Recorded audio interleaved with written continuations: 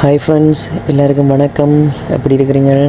நாங்கள் இன்றைக்கி துபாயிலிருந்து ஓமானுக்கு பஸ்ஸில் போகிறோம். அதில் இப்போ முதலாவது நாங்கள் பார்க்குற இடம் வந்து துபாயின் போர்டர், அதாவது ஹட்டா போர்டர்னு சொல்கிறத சுற்றி வர பெரிய பாதுகாப்பு வலயம். அதோட பெரிய மதில் கட்டி இமிக்ரேஷன் இருக்காங்க. அங்கே போய் பஸ்ஸில் கொண்டு நிப்பாட்டி பாஸ்போர்ட் எல்லாம் எங்களுக்கு செக் பண்ணுவாங்க. செக் பண்ணி துபாயின் எக்ஸிட் ஸ்டாம்ப் அடித்து தருவாங்க.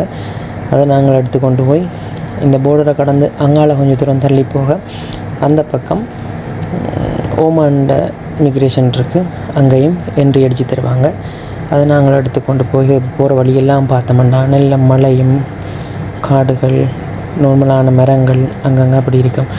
ஆனால் நான் நினச்சேன் நல்ல பச்சை பசையிலண்டு சோலையாக அப்படி இருக்குமெண்டு. ஆனால் நாங்கள் எதிர்பார்த்ததை விட முழுதாக அப்படியே வித்தியாசமாக இருந்தது. துபாய்க்கு வாராக்கள் பஸ்ஸில் ஓமானுக்கு போகலுமெண்டா ஒரு ட்ரை பண்ணி பாருங்கள். 2.5 மணி நேரம் எடுக்கும் ஆக குறைஞ்சது. ஆனால் நல்ல ஒரு புது அனுபவமாக இருக்கும். இடையில் அந்த கட்டா போர்டர்ன்னு சொல்கிற இடத்துல தான் அந்த நீர்வீழ்ச்சி உண்டு. சின்ன கொஞ்சம் கொஞ்சமாக அருவி ஓடிக்கொண்டிருக்கிற ஒரு இடம் இருக்குது. துபாய் ஓமானுக்கு போய் சேர்ந்த உடனே அங்கே பக்கத்தில் ஒரு முதலாவதே ஒரு சாப்பாட்டு கடை ஒன்று இருக்குது. என்ட்ரி ஆயினோடனே துபாயின் விலையோட ஒப்படைக்குள்ள ஓமானில் ஒரு கொஞ்சம் சாப்பாடு விலை கூட. நாங்கள் போன இது எங்களோட அனுபவத்தை ஒரு குறுகிய காணொலியில் உங்களுக்கு தந்திருக்கிறேன். பாராக்கள் இங்கே யாரும் இருந்தால் ட்ரை பண்ணி பாருங்கள். நாங்கள் போய் அந்த தங்கின விடுதி, அந்த சாப்பிட்ட கடையும் உங்களுக்கு இந்த வீடியோவில் காண்பிச்சிருக்கிறேன். நன்றி. வீடியோவை ஷேர் பண்ணுங்கள், சப்ஸ்கிரைப் பண்ணுங்கள்.